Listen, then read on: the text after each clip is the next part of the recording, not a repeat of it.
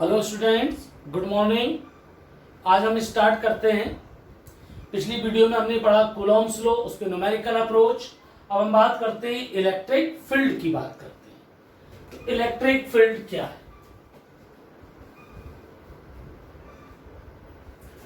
Electric field, field से क्या मतलब है?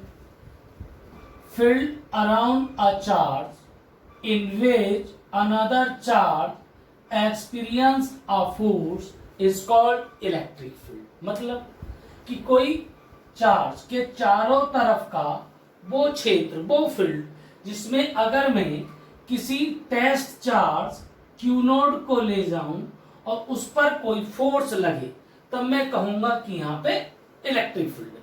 सीधी सी बात है। मैंने इस बोर्ड को यहां टच किया, नॉर्मल सी बात, कुछ नहीं हुआ।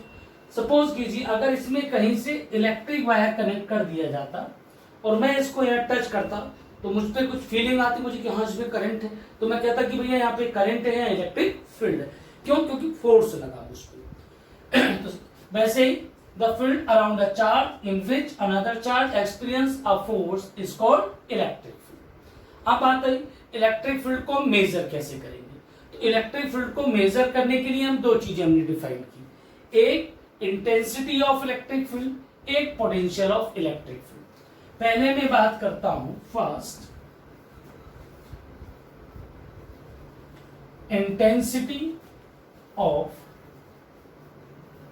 इलेक्ट्रिक फील्ड या स्ट्रेंथ ऑफ इलेक्ट्रिक फील्ड। इसको मैं रिप्रेजेंट करता हूं E और I से।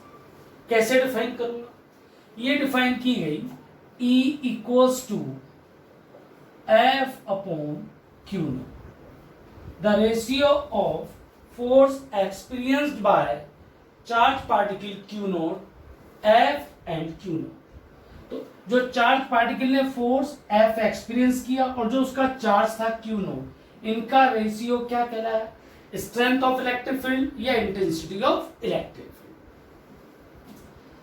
अब इसमें हम और चीजें, अगर हम ऐसा मान लें if Q naught equals to 1 coulomb, तो E इक्वल्स टू कितना आया? F आया। हम क्या डिफाइन कर सकते हैं? और हम force experienced by unit charge particle is called electric field. अब यहां नोट में कुछ छोटी छोटी बहुत बेसिक बातें। पहली बात, E कैसी क्वांटिटी है? मैंने वेक्टर लगाया हुआ है, तो हम क्या बोलेंगे? It is a vector quantity. कैसी क्वांटिटी है? वेक्टर। सेकेंड पॉइंट, जब वेक्टर है तो इसमें क्या होगी? डायरेक्शन। तो डायरेक्शन कैसे हम देखेंगे इसकी? तो दो ही चार्ज हमारे पॉसिबल है, एक पॉजिटिव और एक नेगेटिव। अगर पॉजिटिव चार्ज है, अगर नेगेटिव चार्ज, अगर पॉजिटिव चार्ज है देन इलेक्ट्रिक फील्ड क्या होगा? Outward, away. और नेगेटिव चार्ज है देन क्या होगा? टूवर्ड्स। दो चीजें हैं, वेक्टर क्वांटिटी, डायरेक्शन, ये देगा। थर्ड, यहां पे हम बात कर सकते हैं यूनिट एंड डायमेंशन की बात। तो यहां मैं बात करूं अगर यूनिट की, यूनिट फोर्स की क्या होती है बेटा? न्यूटन। और इसकी क्या होती है? कूलम। तो यूनिट क्या होगी? न्यूटन पर कूलम। नेक्स्ट बात मैं करता हूं डायमेंशन। तो न्यूटन की डायमेंशन फोर्स की क्या होती है? mlt minus 2 coulomb. भाई हम I equals to Q upon T, I को हम फंडामेंटल मानते हैं, तो Q equals to I into T. तो I एम्पियर, T बेटा ये आया। इसकी अगर मैं बात करूं डायमेंशन की, तो ml ऊपर जाएगा T माइनस 3 A माइनस 1, ये हमें डायमेंशन। तो ये बातें हुई इंटेंसिटी ऑफ इलेक्ट्रिक फील्ड की। अब मैं बात करता हूं इलेक्ट्रिक पोटेंशियल की बात करता हूं। इसको हटा देते हैं। तो इलेक्ट्रिक और ये वेक्टर, इलेक्ट्रिक पोटेंशियल की बात करते हैं, तो उसमें क्या होगा?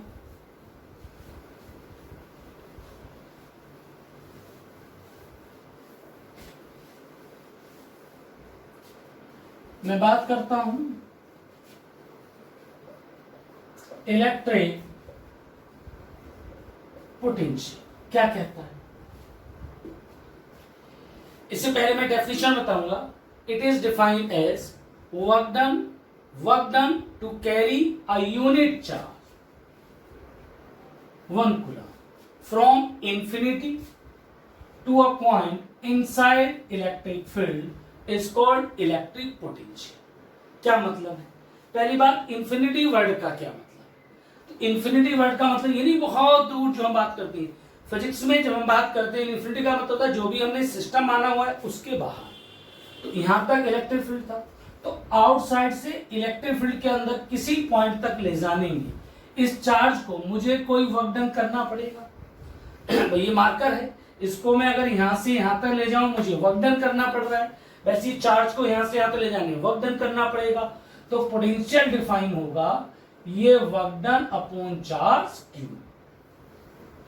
It is defined as ratio of work done and charge. इसमें अगर मैं ऐसा मान लूं, if Q naught equals to 1 coulomb, तो V इक्वल्स टू कितना आ गया? W. अब मैं क्या कहूंगा?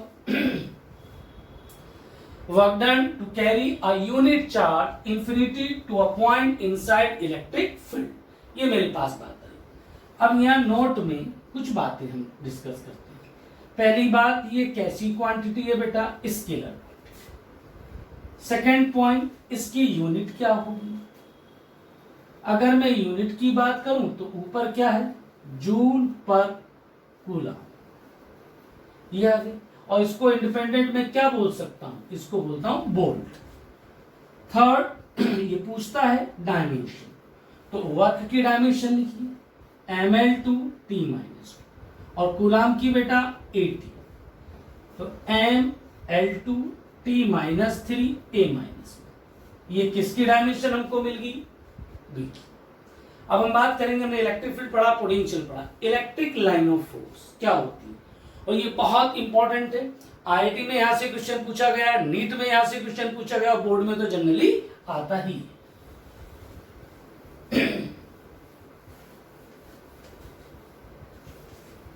Electric line of force.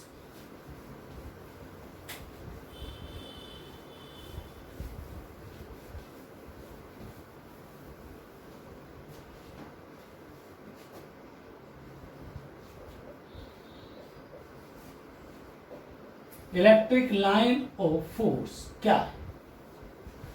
पहली बात, electric line of force are smooth imaginary curve drawn in a electric field. ये किसी भी इलेक्ट्रिक फील्ड में खींचे गए इमेजिनरी कर्व है, इमेजिनेशन है. That is electric line of force. क्यों नहीं, जरूरत क्यों पड़ी? कहीं पे आपको इलेक्ट्रिक फील्ड रिप्रेजेंट करना, कैसे करोगे? एक रिप्रेजेंटेशन होना चाहिए. तो उसकी हमने स्टडी की और उनकी प्रॉपर्टीज को ध्यान में रखते हुए कुछ लाइंस हमने ड्रॉ कर दी, उनको हमने कहा इलेक्ट्रिक लाइन ऑफ फोर्स. तो पहले वो पूछेगा, बोर्ड एग्जाम में कैसे क्वेश्चन आएगा, पहले वो देखते हैं कि define the electric line of force, right down any 3, 4, 5 properties. तो पहले इलेक्ट्रिक लाइन ऑफ फोर्स क्या है? These are smooth imaginary curve drawn in a electric field.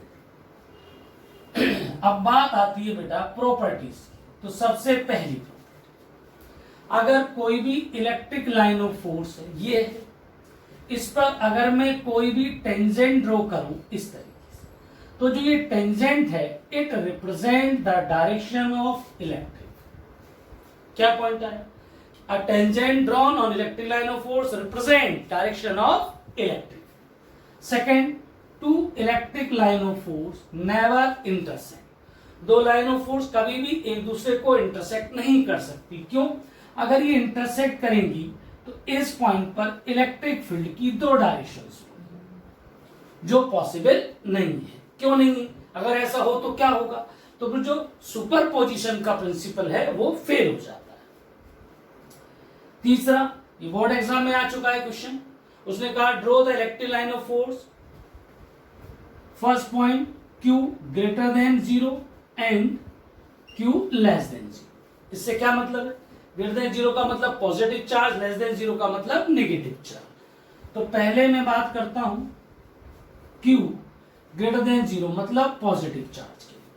अगर ये कोई पॉजिटिव चार्ज है तो इलेक्ट्रिक लाइन ऑफ फोर्स क्या होंगी? Radially outward. रेडियली आउटवर्ड, बाहर की तरफ ऐसे इलेक्ट्रिक लाइन ऑफ फोर्स हमारी होंगी रेडियली आउट। अब वो कहे इसी में fourth point, Q less than 0 मतलब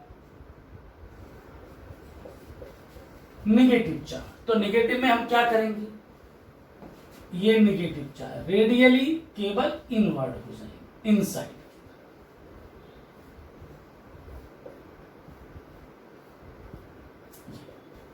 फिर वो हमसे कहेगा draw electric line of force, one positive one negative charge. तो ये हमने एक पॉजिटिव चार्ज लिया, यहां पर हमने एक नेगेटिव लिया। अब इन दोनों की हेल्प करते हैं, पॉजिटिव से आउटवर्ड जाती है, निकलती है, और नेगेटिव पे इनवर्ड। तो एक लाइन हमारी ऐसी आई जब हमने ड्रॉ की, कुछ लाइंस हमारी ऐसी आई जब हमने ड्रॉ की, और कुछ लाइंस हमारी ऐसी। पॉजिटिव टू नेगेटिव, यहां इनवर्ड और इससे बाहर निकलते, ये। और ये लेंथ में क्या है, आप देखिए यह हाथ था, ये ऐसे सिकुड़ रही, कॉन्ट्रैक्ट कर रही। और कॉन्ट्रैक्ट का मतलब क्या है, ये दो पॉइंट्स है, ऐसा है। जब कॉन्ट्रैक्ट करेंगे तो पॉइंट कहां आएंगे, नजदीक। इसका मतलब क्या होगा कि अपोजिट चार्जेस में फोर्स ऑफ अट्रैक्शन लगेगा। इससे हमें ये पता चला। नेक्स्ट इसमें क्या आया, क्या ये लाइंस क्लोज लूप बना रही है। क्लोज लूप का मतलब केवल ये नहीं है कि यहां से लाइन गई, ये क्लोज लूप बना, ये नहीं है। क्लोज लूप का मतलब है कि जाना भी चाहिए और वापस आना भी चाहिए। तो जा तो रही है, ए को मान लीजिए बी पर, लेकिन वापस नहीं आ रही है। तो ये डिफरेंस भी है मैग्नेटिक लाइंस में और इनमें, कि ये क्लोज लूप नहीं बनाती, magnetic line of force close loop बनाती है। तो हम क्या लिखेंगे यहां पे, it does not make a close loop. ये electric line of force close loop नहीं बनाती, जबकि magnetic line of force close loop बनाती है। अब वो आपसे कहेगा सिक्स्थ प्रॉपर्टी, कि अगर मैं दो पॉजिटिव चार्ज लूं, इनके बीच कैसे खींचूंगा। तो इनके बीच आप देखिएगा इस तरीके से, ये कट कर नहीं सकती।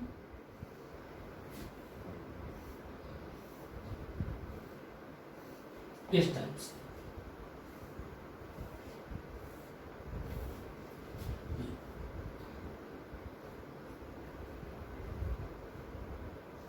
आउटवर्ड, यहां से आप बना दीजिए आउट, ये हमारी लाइंस है।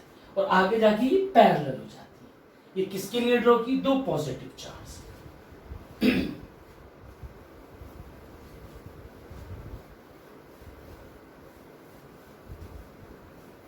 सिक्स्थ प्रॉपर्टी, सेवंथ प्रॉपर्टी, इनको रिप्रेजेंट कैसे करेंगे। अब दो तरीके की, अगर मैं कहीं पे इस टाइप से इक्वी डिस्टेंस पर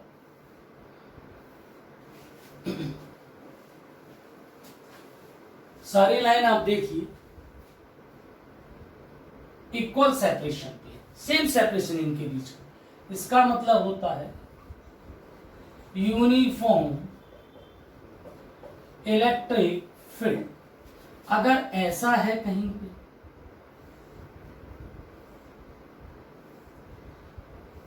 कि ये जो लाइंस हैं ये इक्वी डिस्टेंस नहीं है,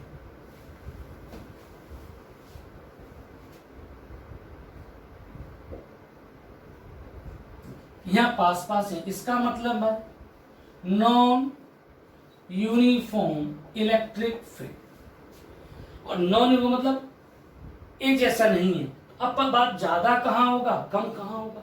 तो जहां ये पास पास है वहां ज्यादा होगा, जहां दूर दूर है वहां कम। तो ये नीचे की तरफ जाने पर क्या कर रहा है बेटा, डिक्रीज कर रहा है।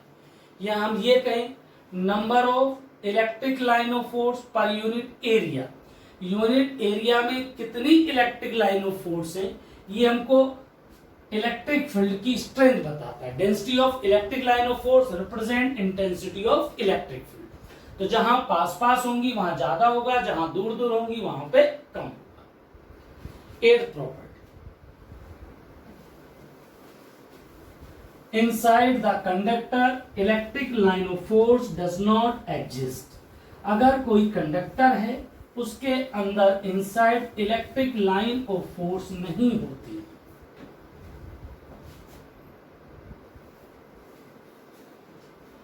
ये हमने एक कंडक्टर लिया सॉलिड, और यहां इस सॉलिड कंडक्टर को किसी इलेक्ट्रिक फील्ड में हमने रख दिया ऐसे। तो इलेक्ट्रिक लाइन ऑफ फोर्स क्या होगी? इलेक्ट्रिक लाइन ऑफ फोर्स इधर होगी, इधर होगी। इससे बाहर इलेक्ट्रिक लाइन ऑफ फोर्स होंगी, ऐसे आएंगी, इधर निकल सकती हैं, ऐसे चली जाएंगी, इधर आएंगी, इस टाइप से इधर जाएंगी, ऐसे। मतलब इसके अंदर इनसाइड कोई भी इलेक्ट्रिक लाइन ऑफ फोर्स नहीं होगी। आप जानते भी हैं कि कंडक्टर के अंदर इलेक्ट्रिक फील्ड कितना होता है? 0। जब इलेक्ट्रिक फील्ड ही नहीं है तो लाइन कहां से होगी? ये हमने प्रॉपर्टी 8 प्रॉपर्टी हमारी। अब यहाँ 1-2 क्वेश्चन कॉम्पिटिशन में पूछा गया, उनकी मैं बात करता हूं। वो आपसे कहेगा कि हमने एक एनुलर कंडक्टिंग स्फीयर लिया, मतलब कुछ पार्ट उसका सॉलिड है, कुछ पार्ट होलो है, इस टाइप से। ये क्योंकि 3D यहां बन नहीं सकता, देखने में डिस्क लगेगा।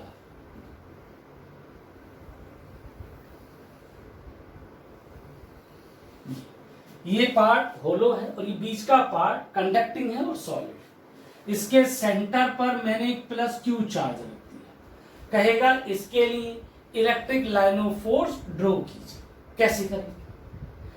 एक एग्जाम आईआईटी में क्वेश्चन आया था, वहां उसने 4 ऑप्शंस दिए हुए थे। अब आप बताइएगा इसमें कौन सा ऑप्शन सही है। पहला ऑप्शन ऐसा था, सेकंड ऑप्शन ऐसा था, एक ऑप्शन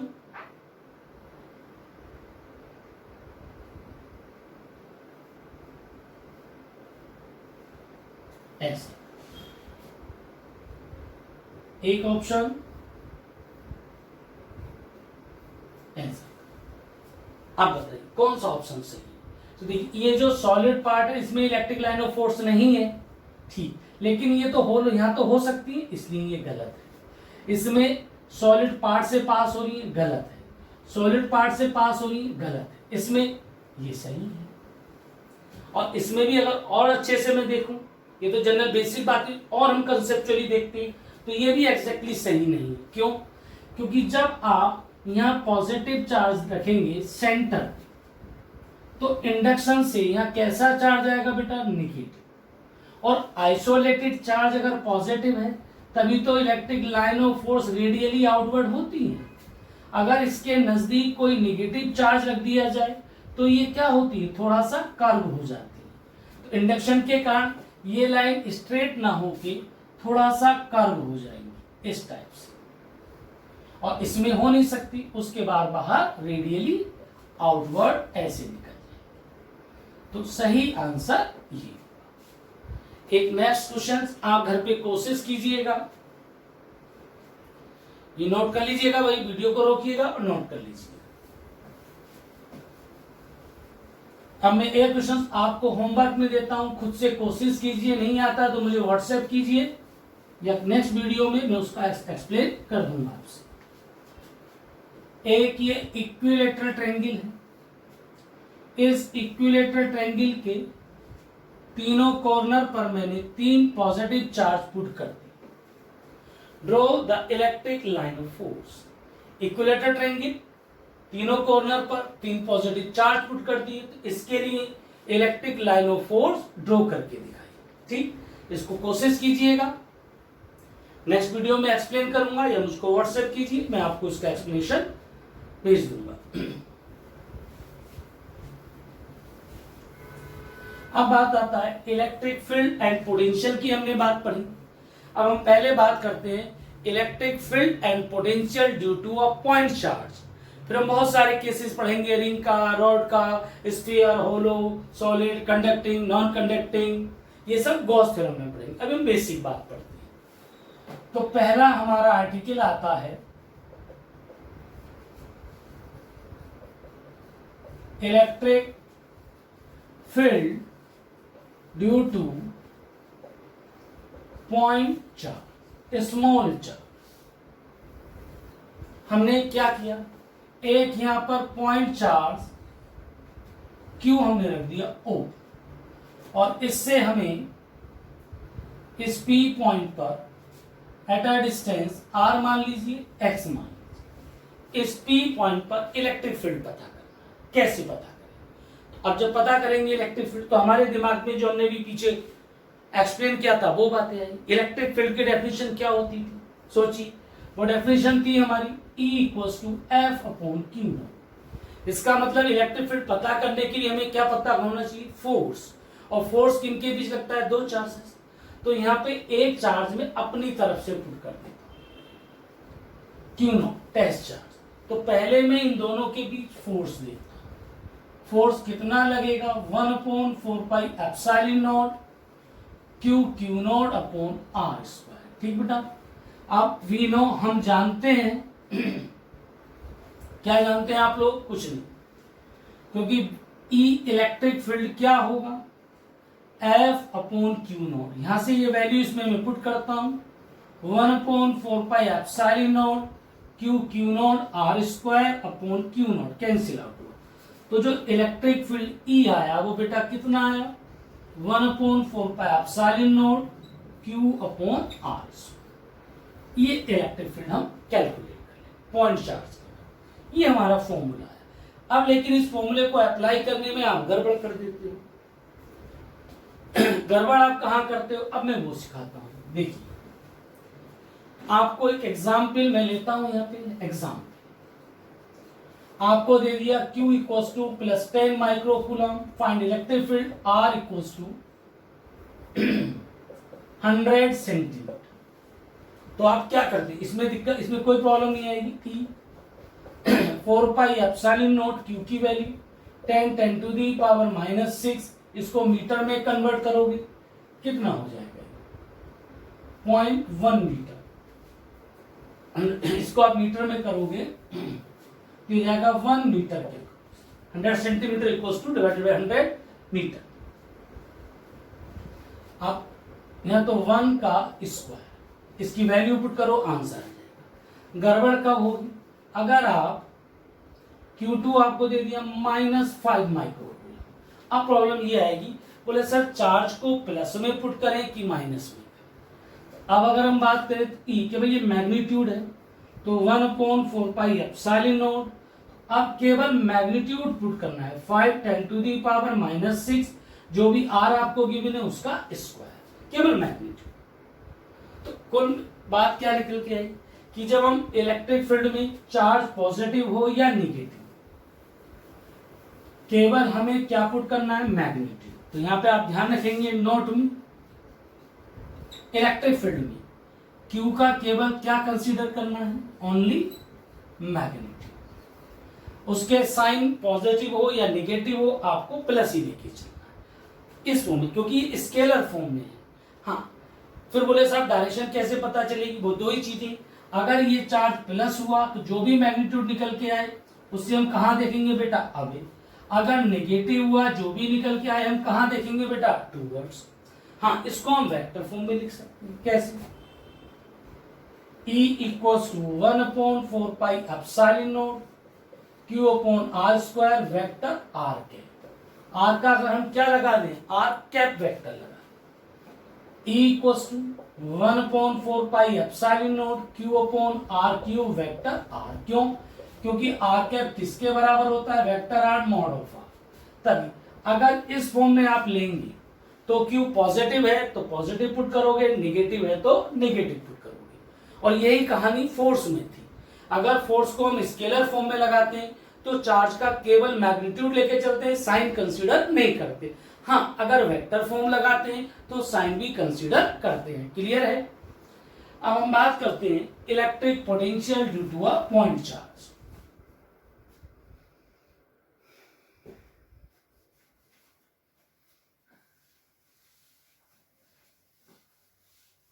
अब हम बात करेंगे electric potential due to a point charge. एक चार्ज Q0 O लिया पी पॉइंट पर हमें इलेक्ट्रिक पोटेंशियल पता करना है।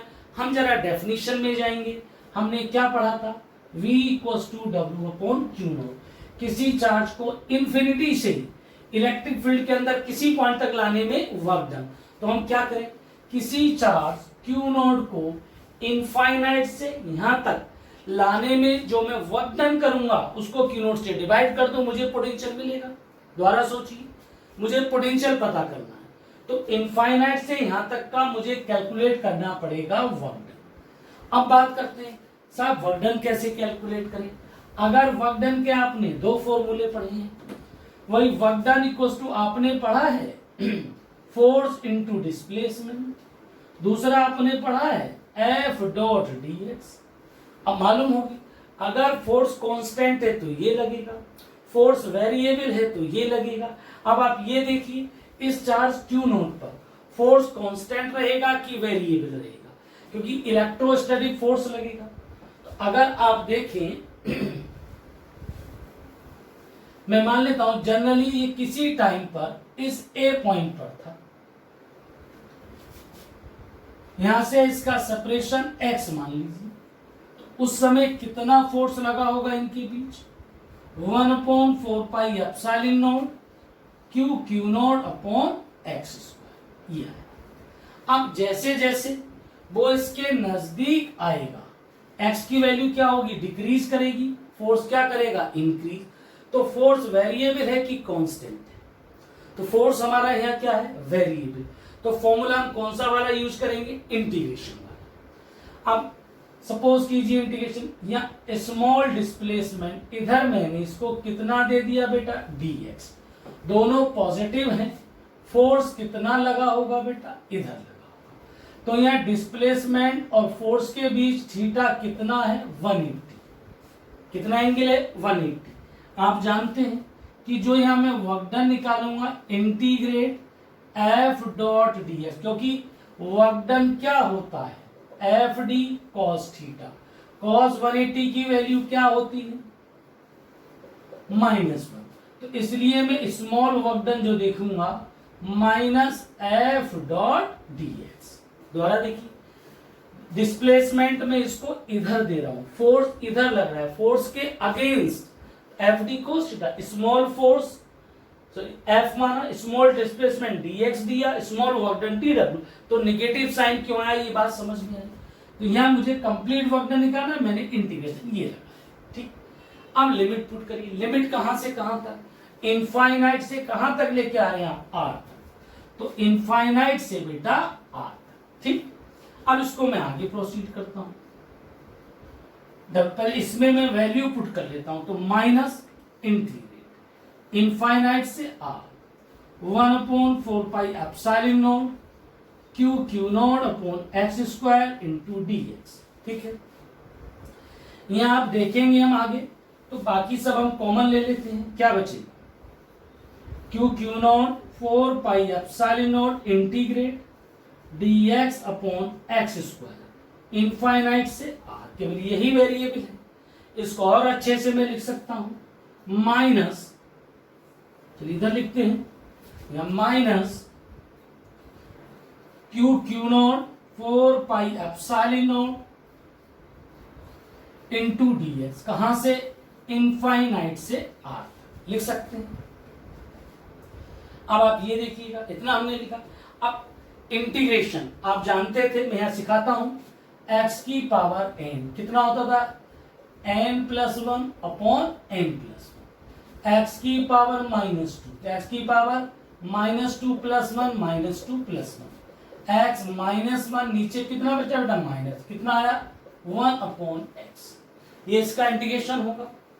अगर मैं इसको आगे लिखूं minus Q naught upon 4 epsilon not, तो कितना आएगा, -1 अपॉन x। मैं डायरेक्ट देखो, x की पावर -2 + 1 करोगे -1, नीचे -1, लिमिट इनफाइनाइट से कहां तक बेटा, r तक। इस माइनस को मैं बाहर ले जाऊं तो माइनस माइनस क्या हो जाएगा, प्लस। अब मैं बात करूं तो W कितना होगा, क्यू नॉट 4 एप्सिलॉन, पहले higher limit 1 upon r minus lower limit. तो इनफाइनाइट क्या होता है, बराबर 0। तो ये फाइनली जो वर्क डन मेरा निकल के आया, मैं यहां लिख देता हूं, तो 1/4πε0 Q0 अपॉन, ये वर्क डन निकल के आया इनफाइनाइट से यहां तक लाने में। ठीक है, अब आपने पोटेंशियल की डेफिनेशन क्या पढ़ी बेटा, W/Q0। जो टेस्ट चार्ज Q0 आपने यहां रखा था, जिसको आप मूव करा रहे थे, उससे डिवाइड कर दीजिए। तो W की वैल्यू पुट करोगे 1/4πε0 Q0 R और Q0 कैंसिल आउट। तो potential due to a point charge formula क्या आया, 1/4πε0 Q/R। और ये फॉर्मूला डायरेक्ट आपको लर्न होना चाहिए। किसी पॉइंट चार्ज के कारण पोटेंशियल क्या आएगा, इतना है। पोटेंशियल कैसी क्वांटिटी है, स्केलर। अब यहां फिर वही बातें आएंगी कि कैसे पुट करोगे नोट। तो यहां पे Q को Q consider with proper sign, कि अगर Q प्लस है तो प्लस रखोगे, अगर Q माइनस है तो माइनस। क्या इतना समझ में आया? तो ये हमारा हुआ potential due to a point charge. अब हम बात करते हैं, इसको हटा देते हैं। अब हम बात करते हैं electric potential and electrostatic potential energy. Electrostatic potential energy,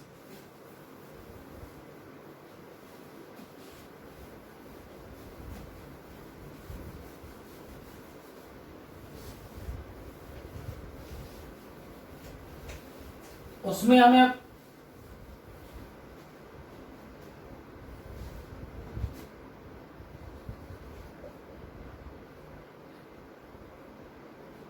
electrostatic potential energy क्या है? तो पहली बात, जब कभी भी पोटेंशियल एनर्जी की बात होती है तो पोटेंशियल एनर्जी क्या होती है, स्टोर्ड एनर्जी। 11th में हमने पढ़ा था वर्क पावर एनर्जी चैप्टर, वहां भी हमने पोटेंशियल एनर्जी पढ़ी थी। क्या होती थी, स्टोर्ड एनर्जी। और मैं कैसे डिफाइन करता था, work done by conservative force, कि कंजर्वेटिव जो फोर्स वर्क डन करते हैं वही वर्क डन क्या कहलाता है, पोटेंशियल एनर्जी। स्प्रिंग था, नॉर्मल स्प्रिंग को आप खींचते थे, उसके अंदर स्टोर्ड एनर्जी कहां से आती थी, खींचने में जो हम वर्क डन करते थे।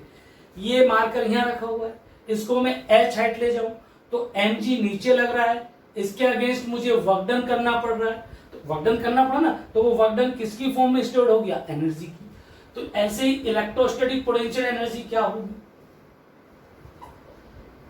ये Q1 चार्ज, ये Q2 चार्ज, कितनी डिस्टेंस r। तो इस सिस्टम की इलेक्ट्रोस्टैटिक पोटेंशियल एनर्जी कितनी होगी, कैसे करेंगे। तो देखिए, मान लीजिए प्लस प्लस दोनों चार्ज हैं, यहां आपने रखे होंगे, अगर मैं इनको छोड़ दूं तो रिपल्सन से दूर भाग जाएंगे। इसका मतलब मैं ये मान लूं इसको मैं पकड़े हुए हूं, होल्ड किए हुए हूं, तो इनफाइनाइट से यहां तक ये चार्ज मैंने लिया, ये मान ये Q1 यहां रखा हुआ है और प्लस दोनों में रिपल्सन लगेगा। तो यहां से इनफाइनाइट से यहां तक लाने में मुझे वर्क डन करना पड़ेगा रिपल्सन के अगेंस्ट, और वही वर्क डन क्या कहलाएगा, इस सिस्टम की पोटेंशियल एनर्जी। वर्क डन का फॉर्मूला मैंने अभी लिखाया था कि किसी चार्ज Q2 को इनफाइनाइट से यहां तक लाने में जो पोटेंशियल एनर्जी होगी U, वो क्या होगी बेटा, वर्क डन। और वर्क डन क्या लिखा था अभी हमने, 1/4πε0 Q1 Q2 upon R, Q1 Q2 upon R। तो यही हमारी कौन हुई बेटा, पोटेंशियल एनर्जी। इतना क्लियर। अब यहां नोट में एक क्वेश्चन पूछता है, बोर्ड में भी कॉम्पिटिशन, वो कहेगा देयर आर टू चार्जेस, ये Q1 Q2 capped eight a distance R distance पे रखे हुए, और इनके बीच R को अगर मैं डिक्रीज कर दूं, if separation is decrease then potential energy, option increase, decrease, may increase, may decrease, constant. क्या जवाब दोगे? अगर ये डिक्रीज, इनके सेपरेशन को मैं कम कर देता हूं तो पोटेंशियल एनर्जी इंक्रीज कर जाएगी या डिक्रीज कर जाएगी, बताइए। तो आप क्या सोचोगे, बोले साहब आर डिक्रीज करेगा तो पोटेंशियल एनर्जी क्या करेगी, इंक्रीज।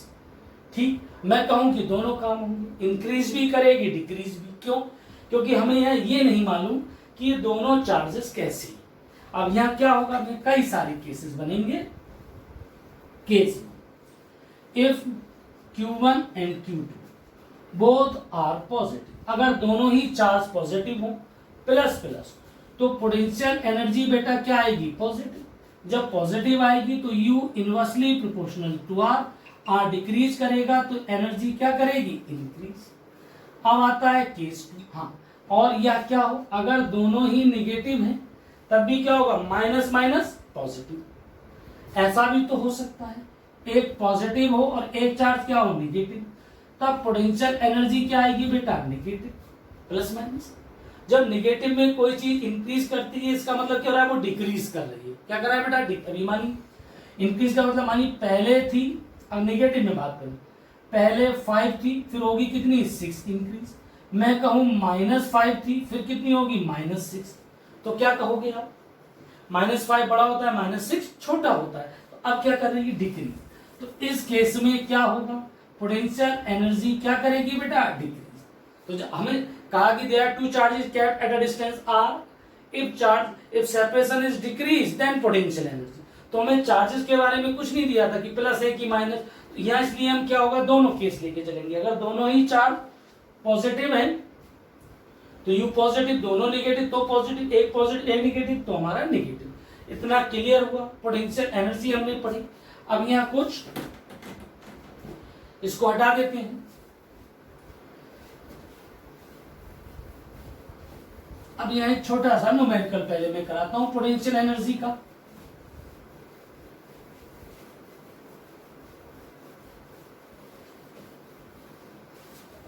अभी हम लास्ट में न्यूमेरिकल अप्रोच पढ़ेंगे। जितने भी यहाँ चीजें फॉर्मूले हमने पढ़े हैं, कॉन्सेप्ट सीखे, सबका क्या क्या न्यूमेरिकल बोर्ड और कॉम्पिटिशन में बन सकता है। तो पहले एक छोटा सा एग्जाम्पल, वो क्या देगा, ये एक इक्विलेटरल ट्रायंगल है, Q1 Q2 Q3, मानिए plus plus plus L L L। अब आपसे कहेगा कि अब इसी क्वेश्चन को 3 तरीके से पूछेगा। पहला कहेगा इस सिस्टम की टोटल पोटेंशियल एनर्जी क्या है, या कह देगा कि इस सिस्टम को पूरा बनाने में कितना वर्क डन करना पड़ा होगा, कितना वर्क डन करना पड़ेगा, कि find the work done required to form the system, या वो कह देगा find out work done to destroy the system. अगर इन तीनों को उठा के मैं अलग अलग भगा दूं, भेज दूं, तो उसके लिए मुझे कितना वर्क डन करना पड़ेगा। तीनों का बात एक ही है, बनाने में वर्क डन, डिस्ट्रॉय में वर्क डन, या पोटेंशियल एनर्जी। तो यहाँ में टोटल पोटेंशियल एनर्जी देखो तो किन किन के बीच, एक इन दोनों के बीच होगी, इन दोनों के बीच, और एक इन दोनों। तो क्या लिखूंगा मैं, U नाम दे दीजिए, 1 2 3, तो U12 plus U23 plus U31।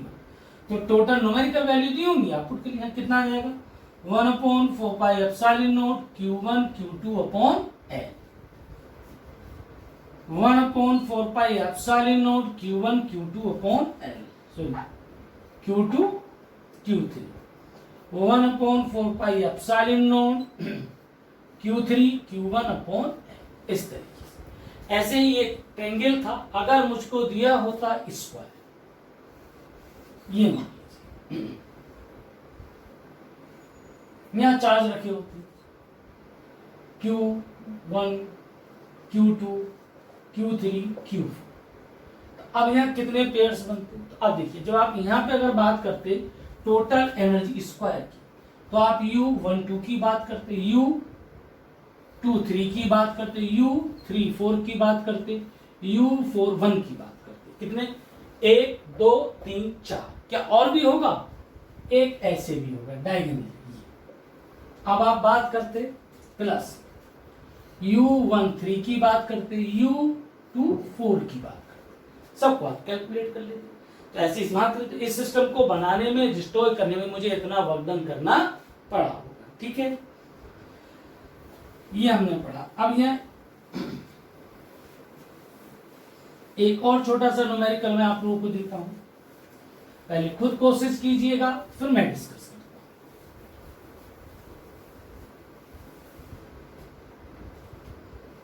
हूं। ये था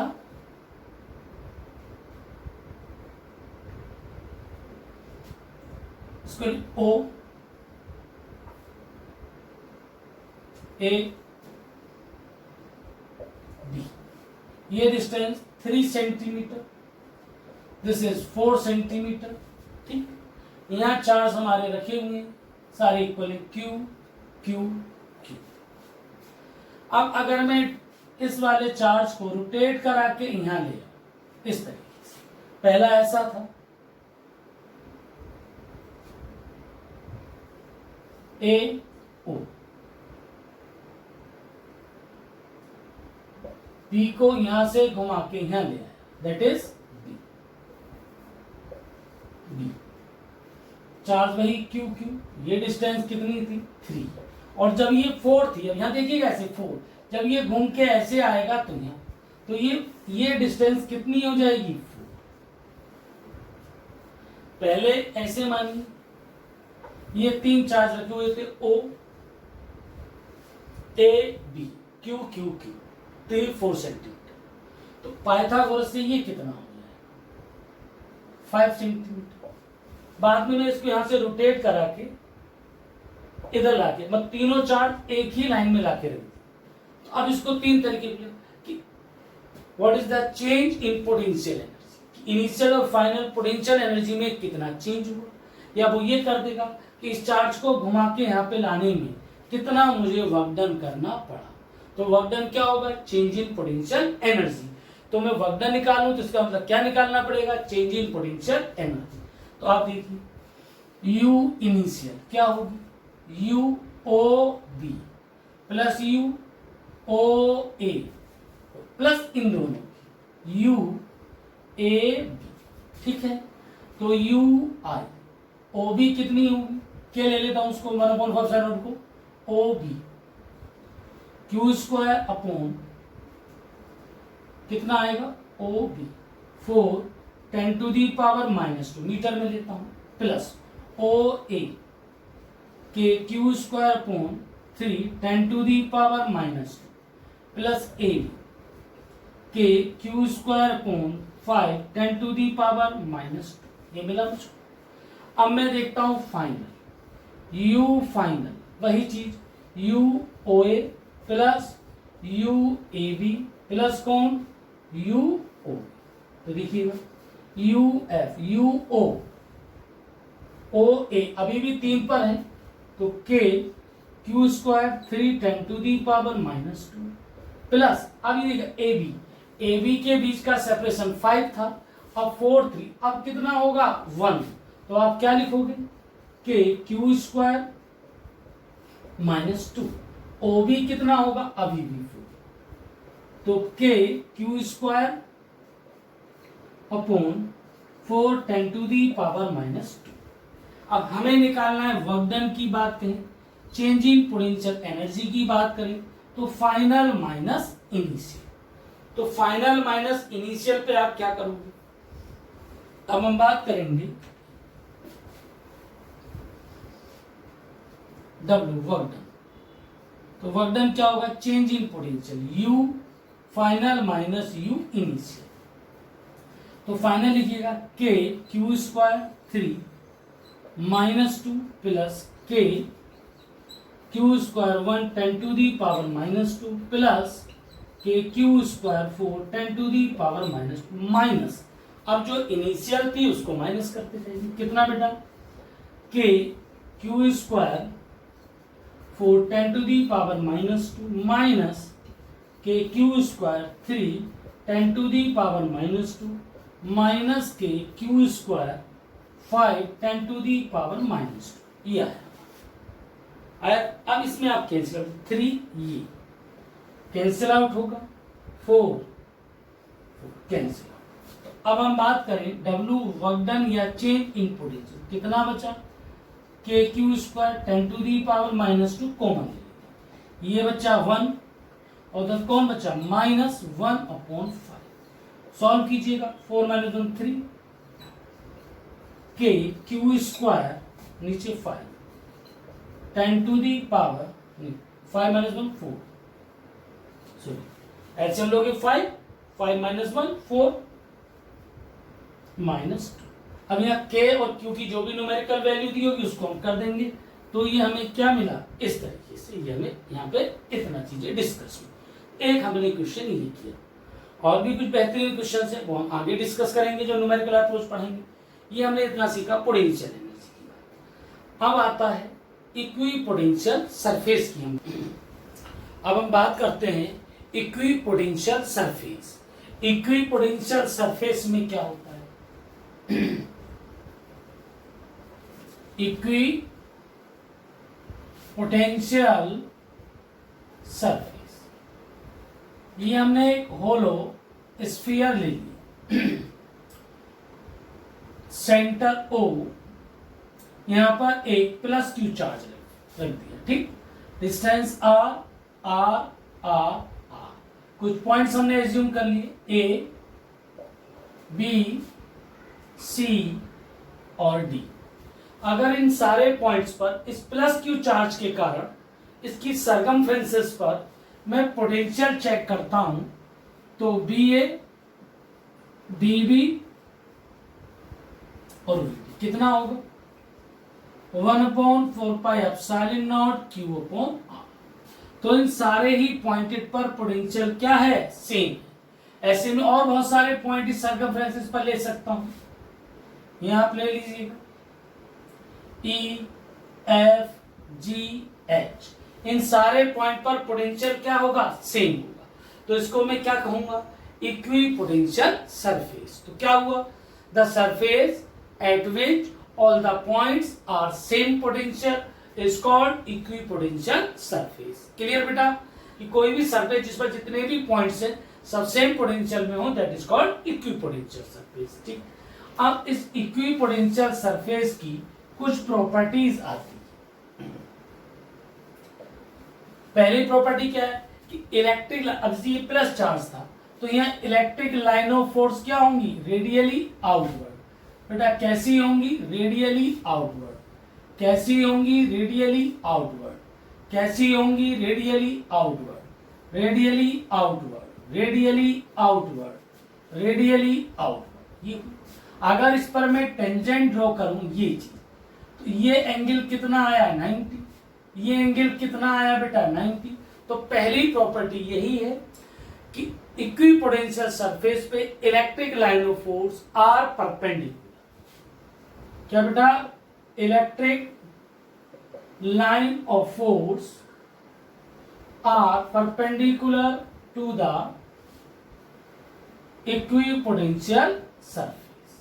कि जो भी इक्विपोटेंशियल सरफेस होगी वहां पे इलेक्ट्रिक लाइन ऑफ फोर्स क्या आएंगी? परपेंडिकुलर। जैसे आप ये देखिए, ये मैंने कुछ इक्विपोटेंशियल सरफेस ड्रॉ कर दी, 10 वोल्ट 20 वोल्ट 30 वोल्ट 40।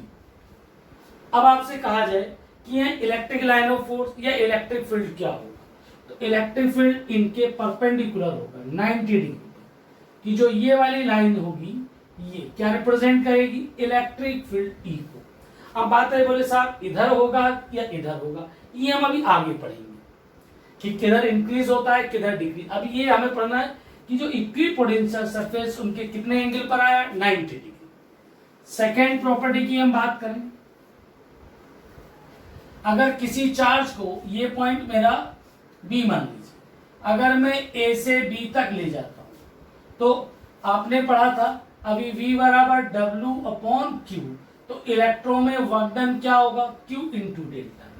तो किसी चार्ज Q नोट को A से B तक ले जाने में या A से E तक ले जाने में मुझे कितना वर्क डन करना पड़ेगा? Q into delta. तो वर्क डन कितना आया? Q BB minus BA। और अभी मैं यहां बता चुका हूं A और B तक दोनों इक्विपोटेंशियल है, दोनों पॉइंट पर पोटेंशियल क्या होगा बेटा? सेम होगा। तो यहां क्या कर देंगे? Q B minus B। तो वर्क डन हमारा कितना आएगा? 0। एक हमें प्रॉपर्टी मिली, किसी भी इक्विपोटेंशियल सरफेस पे किसी चार्ज को ले जाने में कितना वर्क डन करना पड़ता है? 0। कि work done to carry a charge on equipotential surface is 0। ये दोनों प्रॉपर्टीज आपको क्या होनी चाहिए, याद होनी चाहिए।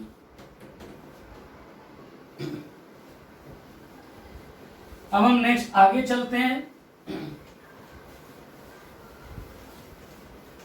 अब यहां से कुछ क्वेश्चंस आईआईटी नीट में आ चुके हैं, मैं एक दो क्वेश्चंस को डिस्कस करता हूं।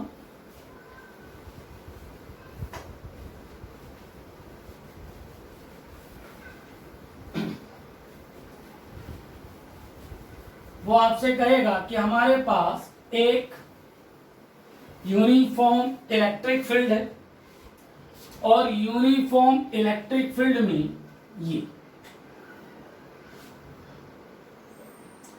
एक सॉलिड कंडक्टिंग, ये मैंने स्फीयर रख दिया। कैसे बेटा, सॉलिड कंडक्टिंग। तो इलेक्ट्रिक लाइन ऑफ फोर्स कैसी हो, तो यहां हम जब बात करेंगे इलेक्ट्रिक लाइन ऑफ फोर्स की तो क्या होगा, इसमें इस तरह एक ऑप्शन ऐसा दे देगा, दूसरा ऑप्शन आपको ऐसा कुछ करके दिया होगा, और कोई ऑप्शन दे देगा आपको इस टाइप से ऑप्शन दे देगा ऐसे करके, कोई दूसरा ऑप्शन दिया होगा उसको आपको ऐसा करके ऑप्शन दे देगा। बहुत सारे ऑप्शन हो सकते हैं, बोले कौन सा सही है। तो अब मैं बताता हूं क्या सही होगा। तो अब हम इसमें देखते हैं, देखिए जब आप स्फीयर को इलेक्ट्रिक फील्ड में रखेंगे तो ये क्या बन जाएगी, क्योंकि स्फीयर अगर कंडक्टिंग सॉलिड है तब भी, होलो है तब भी, अंदर फील्ड कितना होगा, 0। तो ये बन जाएगी इक्विपोटेंशियल सरफेस। और जब इक्विपोटेंशियल सरफेस बनेगी तो लाइन ऐसे जाएंगी और कैसे निकलेंगी बेटा, रेडियली लाइन ऐसे करके इस तरीके से।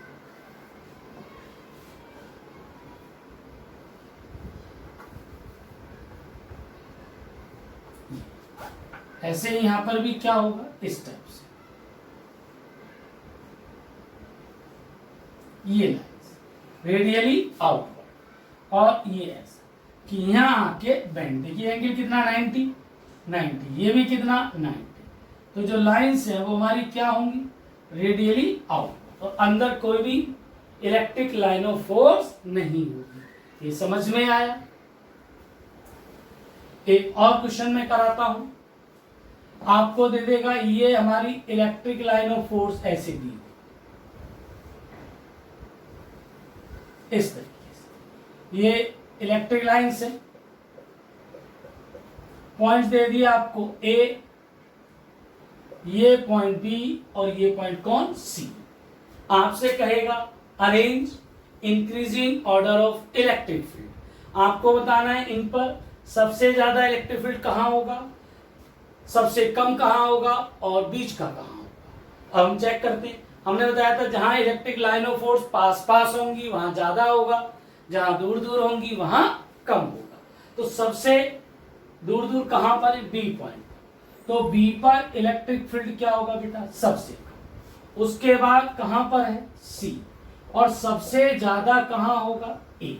ये हमारा, तो ये क्लियर हुआ इतना। इस वीडियो में हम इतना पढ़ते हैं। जो नेक्स्ट वीडियो होगी उसमें हम पढ़ेंगे ई और बी में रिलेशन क्या होगा, इक्विपोटेंशियल जो हमने पढ़ा उस पे बेस्ड कुछ न्यूमेरिकल्स हमारे होंगे, motion of charge particle uniform electric field की डिस्कशन करेंगे, फिर न्यूमेरिकल अप्रोच। अब नेक्स्ट वीडियो में फिर हम ये सब बातें करेंगे। तब तक के लिए आप सुरक्षित रहिए, अपना ध्यान रखिए, पढ़ाई करते रहिए। अगर कोई आपको कहीं पे डाउट आए तो मुझको व्हाट्सएप करते रहिए। नेक्स्ट वीडियो में फिर मिलते हैं।